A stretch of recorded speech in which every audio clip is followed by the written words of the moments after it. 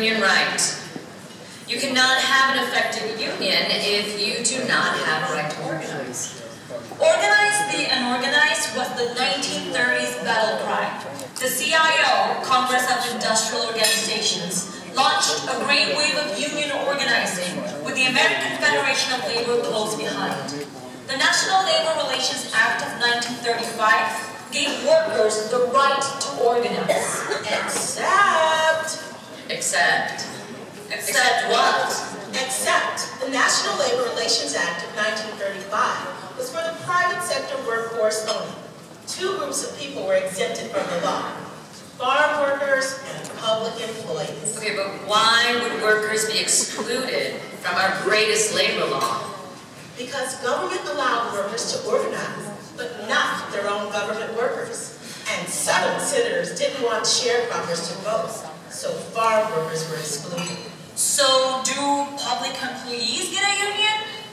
Federal workers were allowed some union rights under President John F. Kennedy in 1962, but public employees are dependent upon each state making its own laws, and farm workers have the right to organize in only one state, California. Well, in Illinois, workers have great public employee laws, card check, elections, bargaining rights. We in Illinois can stand proud. Not always. Illinois was the last major industrial, heavily unionized state to grant public employees rights. Surely the Illinois legislature could have easily granted those rights? It was almost a 20-year effort, argued and debated by Illinois labor before public employees had bargaining rights. And to finally make it happen, it took some strange bedfellows: a Republican, a Democratic labor leader, an African-American big city mayor to help Illinois public employees win their rights. Way back in 1952, a bill to give Illinois public employees collective bargaining was introduced in the Illinois legislature. Defeated. The bill was introduced again in 1953. Defeated. 10 years later, 1963, State Representative Reuben Soderstrom introduced a public employee bargaining bill. Passed the Illinois House, defeated in the Senate. If you cannot win the right to bargain in the State House, you can win a contract in your own town. Strike! Strike! Strike! 1970, an illegal nationwide postal worker strike helped win contracts for postal workers. 1969, 1971, 1973, Chicago teachers strike. 1968, firefighter strike, followed by firefighter strike in the 1970s in Springfield, Danville, Joliet, Normal, Aurora, and finally Chicago. Teachers arrested, going to jail for trying to get a union contract. While in Normal, Illinois, in 1978, they threw the whole fire department in jail for trying to win a union contract. There ought to be a law. There ought to be a law. There ought to be a law. Even within labor, there were fierce debates about public employee unions. Public employees introduced Illinois AFL-CIO convention resolutions supporting organizing, but with a no-strike clause. Wait, what do you mean a no-strike clause? If we support a no-strike clause in Illinois, the Illinois legislature might pass a law that said my members in the factory can't strike.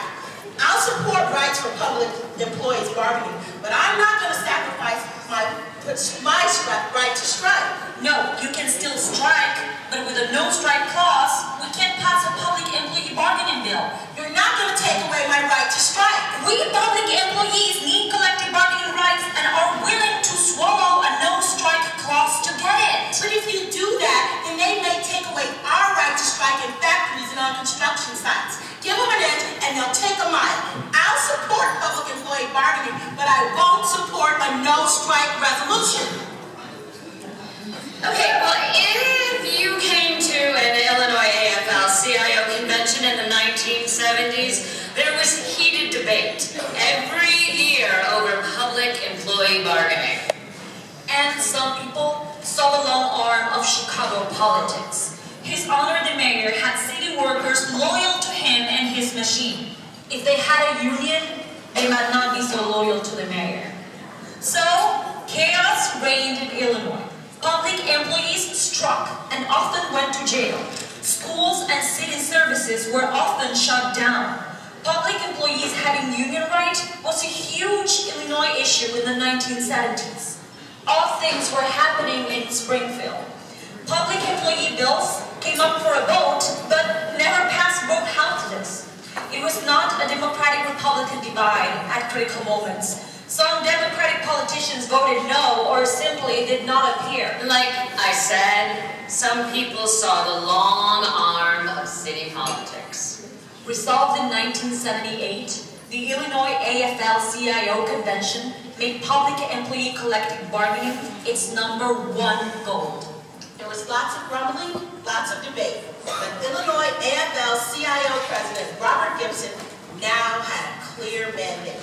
Illinois labor, let's pass collective bargaining. But then, 1980, Ronald Reagan was elected.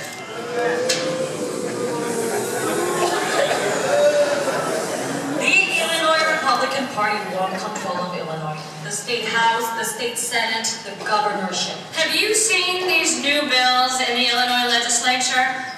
Right to work, cut unemployment insurance, repeal prevailing wage, gut workers' compensation, fire any public employee who strikes. What will we do? Well, Illinois AFL-CIO President Robert Gibson knew what to do. Mobilize the troop, march on Springfield, knock on every legislator's door, make labor's voice heard. The largest ever. The largest ever. The largest ever rally at the Illinois State Capitol, June 2nd, 1981. Special trains rolled from Chicago, buses from across the state, 20,000 angry union workers converge on the Illinois State Capitol law. Don't take our rights away. Bob Gibson showed what labor can do united. But who stole the show that day? You won't believe it. It was a Republican. Governor James Thompson addressed the group, pumped up labor, and promised he would block those anti-union bills. Labor relaxed with a beer after that rally. But they weren't at a Springfield bar. They were on the governor's lawn, having a free, cool one, courtesy of the Republican governor. Strange bedfellows, Labor and a Republican governor, Bob Gibson, and Republican Governor James Thompson began working together. In 1982, the Democrats came back to power in the State House, but public employee legislation still stalled in the State House. So did Democrat Bob Gibson and Republican Jim Thompson break the legislative log jam into a trio to open it up? Chicago did something Chicago had never done before. Chicago made history on April 12, 1983, electing a new city council and a new mayor, a mayor with a different perspective.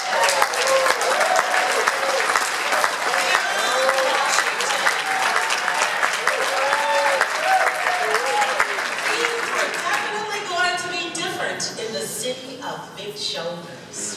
That spring, as public employee legislation again crawled its way through the Illinois State House, a telephone call came from the new Chicago mayor's office.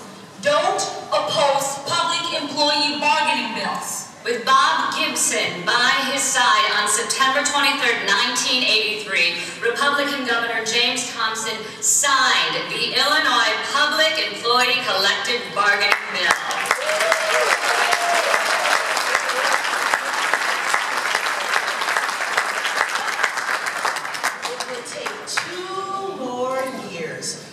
Firefighters and police to win their rights. But the dam had broken.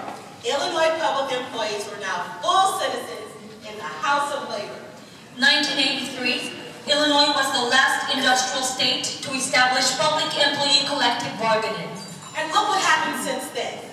Union membership quickly public sector and become another strong foundation for Illinois labor.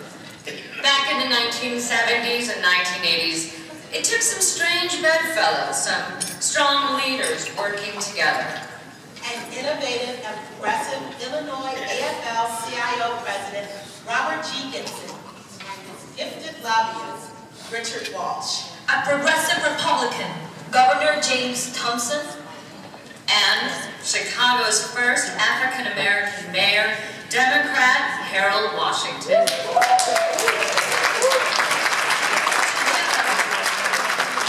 They made history for Illinois labor.